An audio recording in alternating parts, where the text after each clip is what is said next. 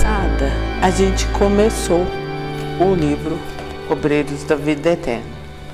E o comecinho do primeiro capítulo é justamente uma palestra que eles estão assistindo.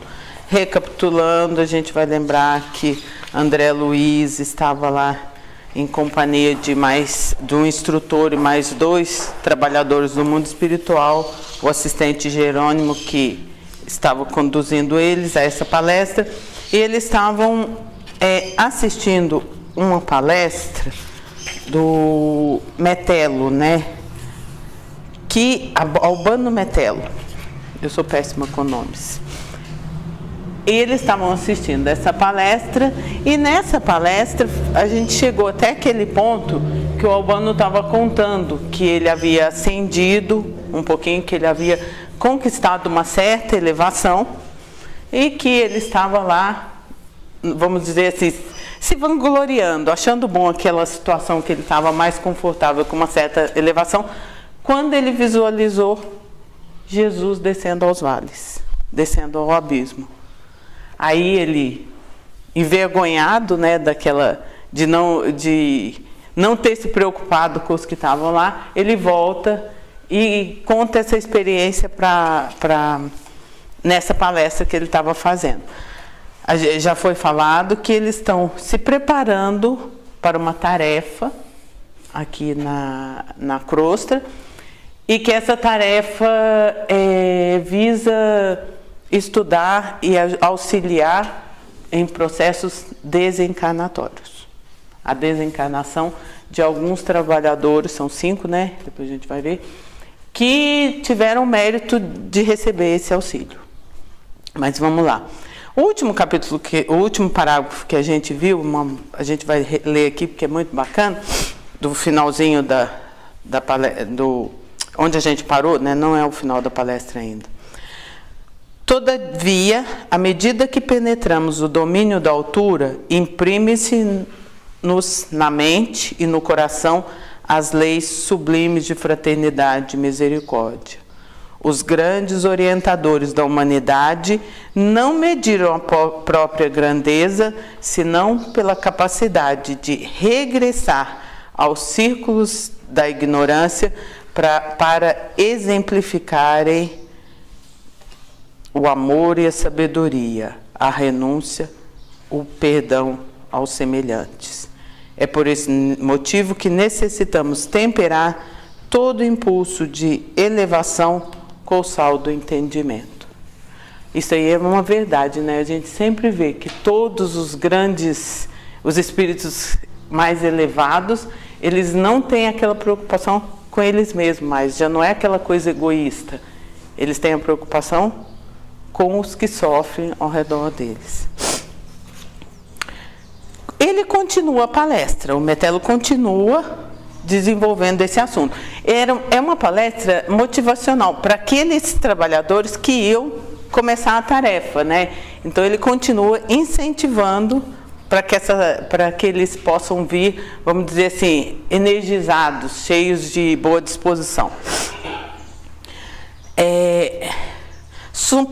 Outrora, quando ainda nós envolvíamos ainda nos fluidos da carne, supunhamos com desacerto que vaidade e egoísmo somente poderiam vitimar os homens encarnados.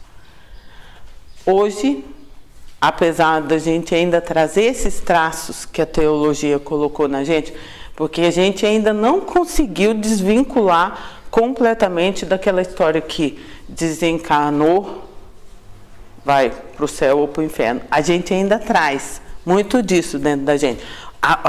O estudo da doutrina nos auxilia muito nesse sentido, mas a gente ainda tem aquela ideia, quando você faz alguma coisa que você acha que não está correto, você já vai para o inferno, vai punir isso aí. Quando, na verdade, essa ideia que a teologia colocou, localizando tudo como se fosse um espaço físico, é uma ideia, vamos dizer assim, como se a gente contasse uma historinha para uma criança, né? Ela foi fantasiada dessa forma para que a gente pudesse compreender quando a gente ainda não tinha tanto entendimento. Hoje a gente já sabe que muitas vezes um erro que nós praticamos aqui, daqui a 5 minutos nós já começamos a responder por ele e a sofrer as consequências dele. Não tem a necessidade da desencarnação para a gente ser vítima dos nossos erros. Esperávamos um paraíso fácil de ser conquistado ou um inferno difícil para nos regenerar. E a gente sabe que não é isso. Hoje em dia a gente sabe que depois do túmulo há simplesmente continuação da vida. O céu e o inferno estão dentro de nós mesmos. Se a gente trabalhar o nosso pensamento de uma forma positiva, se a gente nos dedicar ao próximo, se a gente estudar, se a gente fizer esforço para evoluir, nós vamos estar conquistando o céu aqui na Terra. Se a gente se deixar levar pelas nossas paixões, se a gente não deixar levar pelas influências do meio, nós vamos estar conquistando o inferno para nós aqui também. A virtude, o defeito, as manifestações sublimes, o impulso animal, o equilíbrio, a desarmonia, o esforço de elevação, a probabilidade de queda após o trânsito do sepulcro, compele-nos à serenidade e à prudência. Não encontramos aqui senão outro campo de matéria variada, outros domínios vibratórios do planeta. Quer dizer, desencarnou e continuou aqui na Terra. Não foi para nenhum céu e nenhum inferno. Continua vinculado aqui e vivenciando as dificuldades ou as alegrias porque haja desenvolvido para isso. E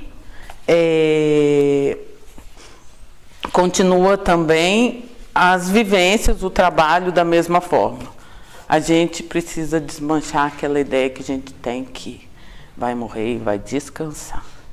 O Espiritismo cansa de nos falar isso. Que a gente acha, vai descansar. A gente perde muito tempo nesse vou descansar, porque a gente vê o relato de vários espíritos que desencarnam com essa ideia e que às vezes passam séculos sem produzir nada. E quando a gente estuda o André Luiz, a gente vê que isso aí é imediato. Se o espírito desencarnar numa situação favorável, no dia seguinte ele já está continuando a evolução dele, da onde ele parou aqui.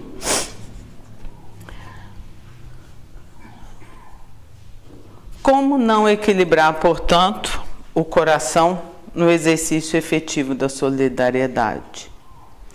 Como que a gente vai sair da carne e não se preocupar com os nossos irmãos?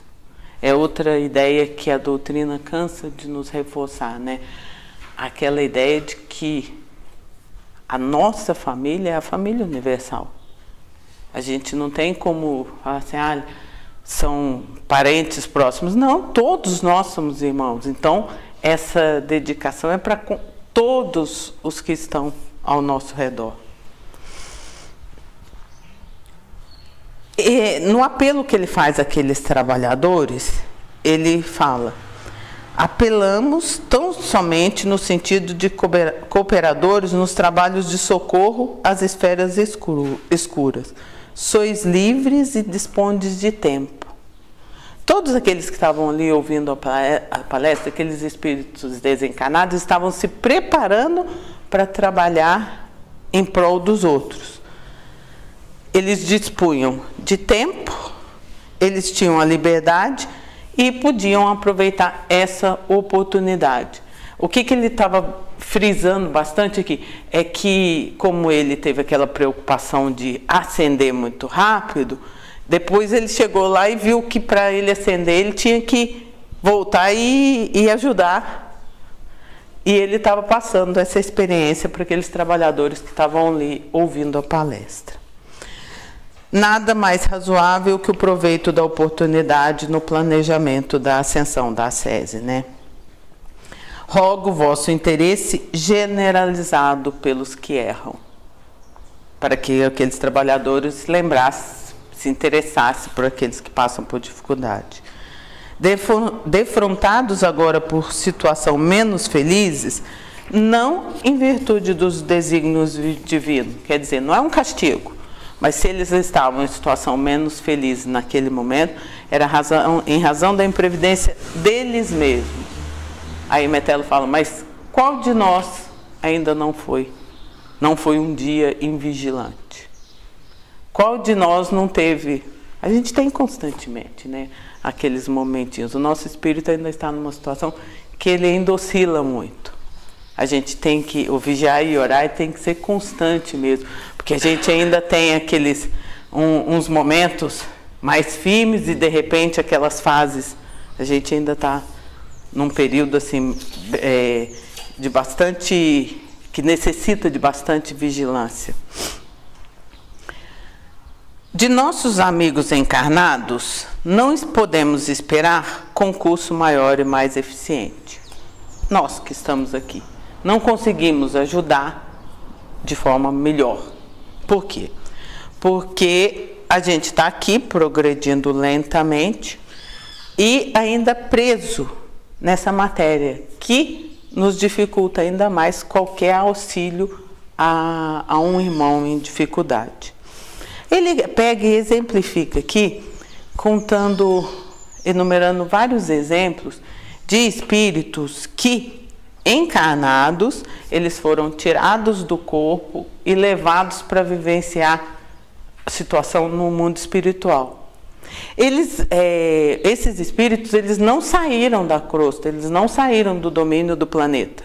Eles foram tirados e levados para vivenciar experiências no mundo espiritual, mas tudo aqui, próximo. E o que aconteceu?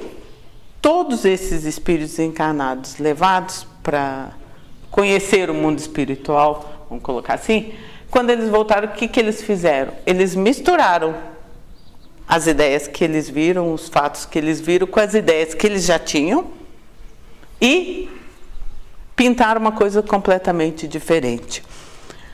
Um falou que estava em Vênus. Eu não vou falar os nomes não, que é muito difícil de ler.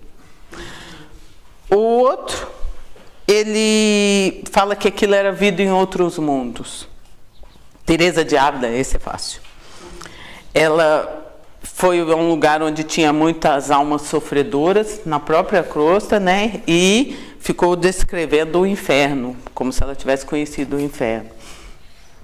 E, na verdade, todos eles estavam em habitações próximos à crosta, vivenciando simplesmente o mundo espiritual. Quer dizer, se a gente, porque a gente morre de vontade de fazer isso, né? Se pegar o espírito da gente e levar, é lógico que a gente não vai para nenhum lugar melhor, porque a gente sabe que a vibração não permite isso, né? Maior que a nossa elevação. Seriam casos extremos, raríssimos, né? Mas a gente vai num lugar parecido com a nossa situação.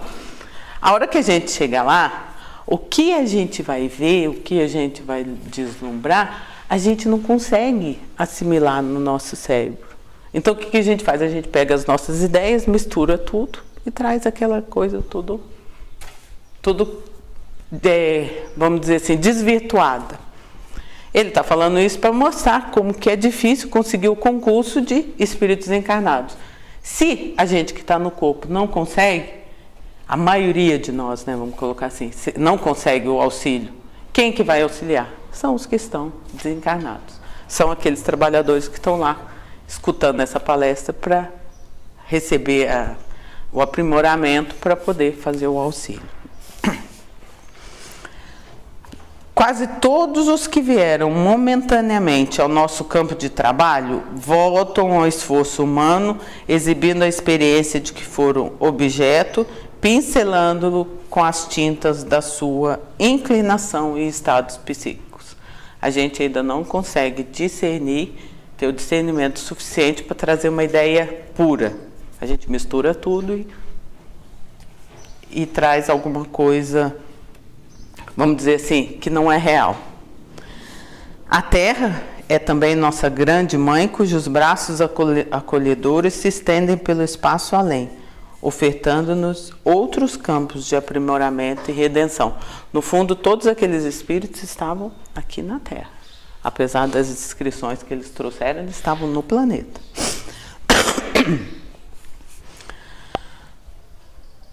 As criaturas atravessam breve período de existência no mundo carnal. Se a gente for pensar, a vida da gente é rápida. Pode viver 100 anos, mas é rápido. A maioria demora-se nas estações expiatórias do resgate difícil e confunde-se nas vibrações perturbadoras do sofrimento e do medo. É um fenômeno natural e que a gente pinta com cores escuras. A gente, apesar do conhecimento da doutrina, ainda não conseguiu, vamos colocar assim, mudar esse perfil terrível que a gente faz da desencarnação. A gente ainda não conseguiu modificar no nosso íntimo essa ideia. Apesar das várias vezes que nós já desencarnamos, né?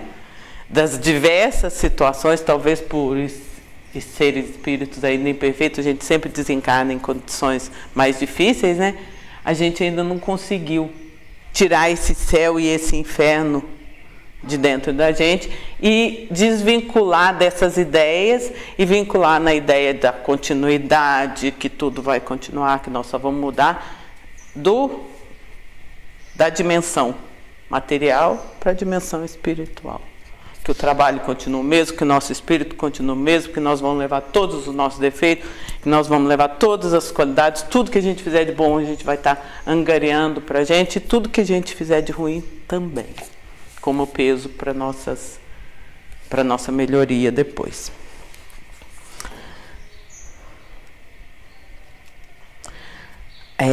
Ele fala aqui, ó, ignoram como dilatar a esperança e transformam a separação provisória numa terrível noite de amarguroso adeus.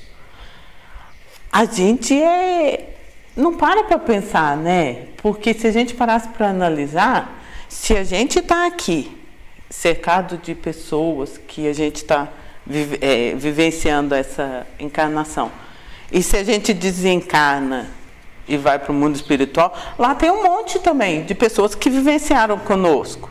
Se a gente tem parentes e amigos aqui, nós vamos ter parentes e amigos lá. É um contínuo movimento. Uns que estão aqui vão para lá, uns que estão lá vêm para cá. E a gente assim vai construindo a nossa evolução. Só que a hora que chega próximo da desencarnação, a gente não consegue ver ainda com essa naturalidade, né? Simplesmente deixar esse corpo, continuar o trabalho, melhorar mais um pouquinho, pegar um corpo novo e ir galgando a nossa evolução. Vítimas da ignorância que se comprazem, internam-se em florestas de sombra, onde perdem toda a paz, convertendo-se em presas delirantes dos infernos de horror, por elas mesmas, criados por elas mesmas nos desvairismos passionais. Como esperar delas colaboração? Como ajudar nessa situação? Impossível, né? Aí ele estimula o pessoal lá.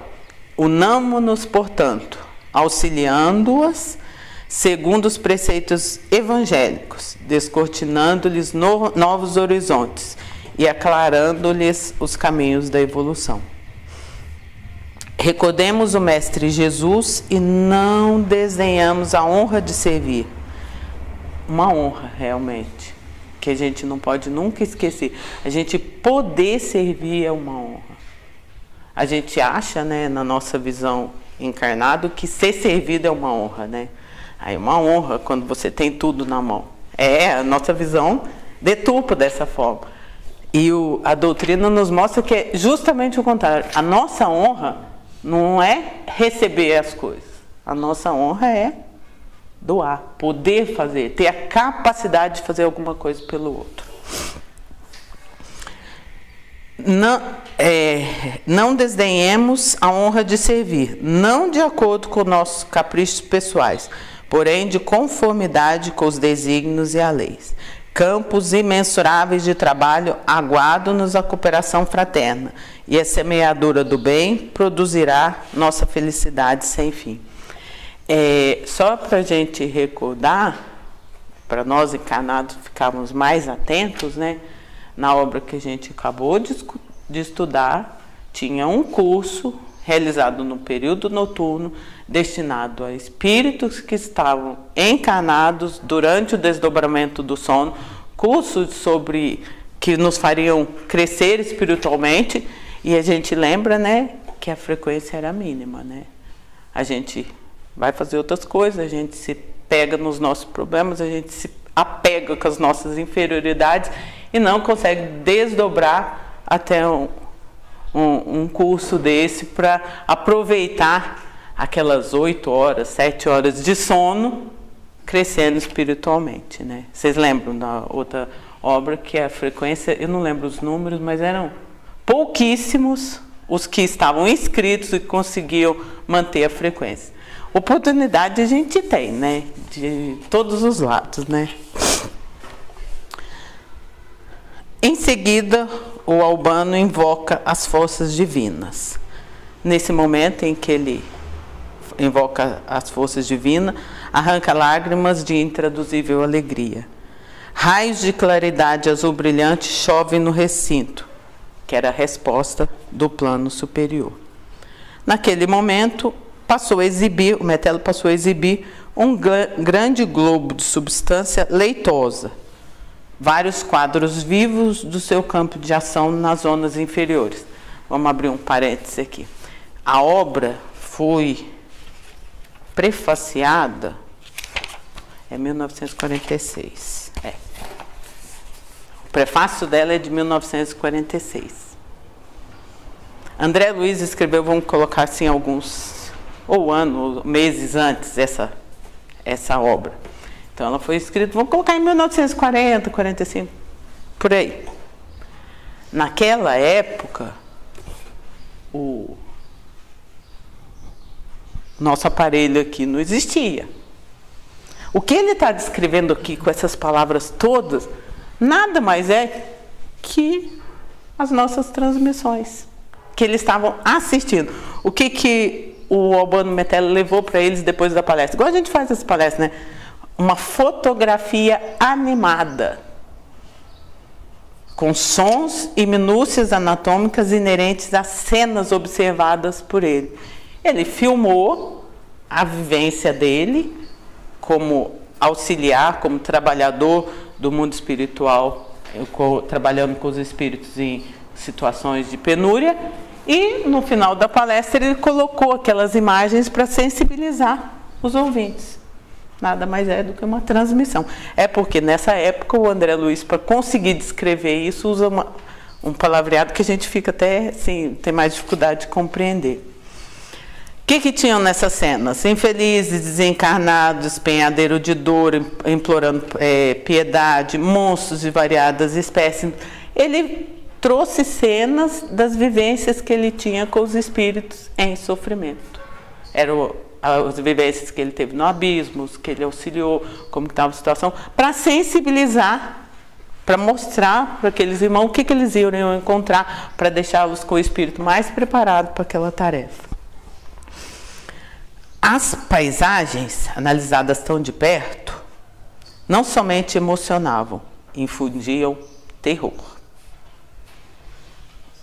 Expressões de vivacidade indescritível. Uma filmagem mesmo, né? A realidade, vamos colocar aí na melhor qualidade de exibição, ele era como se você estivesse vendo real ali. Pela primeira vez, falando André Luiz, contemplava eu semelhante demonstração sem disfarçar a emoção. Para onde se dirigiriam aquelas fileiras imensas de espíritos? Como se sustentariam os ajuntamentos de almas desalentadas e semiconscientes que ele estava divisando ali? Eram cenas chocantes, que elas estavam ali para quê? Para sensibilizar as pessoas que iriam trabalhar. Nesse momento, o Albano conta uma experiência dele. Muitos de vós sabeis que tenho nesses centros os pais bem amados da derradeira existência. Os pais dele, da última encarnação, estavam naqueles locais que ele estava passando no filme. No entanto, crede, não nos move qualquer propósito egoístico nas tarefas de auxílio.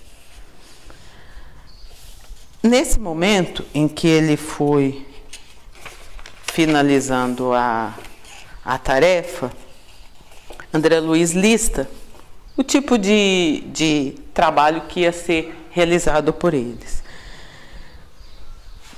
Consagravam-se alguns ao amparo de... Os que estavam ali na Assembleia, eles iriam amparar, aí fez uma lista, né? Criminosos desencarnados, mães aflitas, ateus, consciências encarceradas no remorso, enfermos da carne, agonizantes da crosta, dementes sem corpo físico, crianças em dificuldade no plano invisível, almas desanimadas e tristes, desequilibrados de todos os matizes, missionários perdidos ou desviados, entidades jungidas às vísceras, aqueles que não conseguiram se afastar do corpo físico já em decomposição, trabalhadores da natureza necessitados de inspiração e carinho, os nossos irmãos que se dedicam a cuidar para que tudo ao nosso redor funcione. Nesse momento em que finaliza a palestra, aquele grupo que nós vamos acompanhar nessa obra se aproxima dele e esclarece, né, que eles vão atender nos próximos 30 dias a 5 colaboradores que irão desencarnar, que eles foram trabalhadores fiéis do bem, então eles vão ter um atendimento diferenciado na desencarnação. Eles estão num grupo em que consta um padre católico, uma enfermeira e um médico, que é o André Luiz, né? E eles vão com autorização para efetuar experiências, estudos e auxílios eventuais, de conformidade com as circunstâncias. Eles estão narrando isso para o palestrante. Metelli, então, enche eles de energia, né, para eles começarem a tarefa, cumprimenta cada um individualmente, abraça o diretor, né, e fala para eles que o mestre os ilumine e conduza. E aqui nós ficamos, que o mestre nos ilumine e conduza também.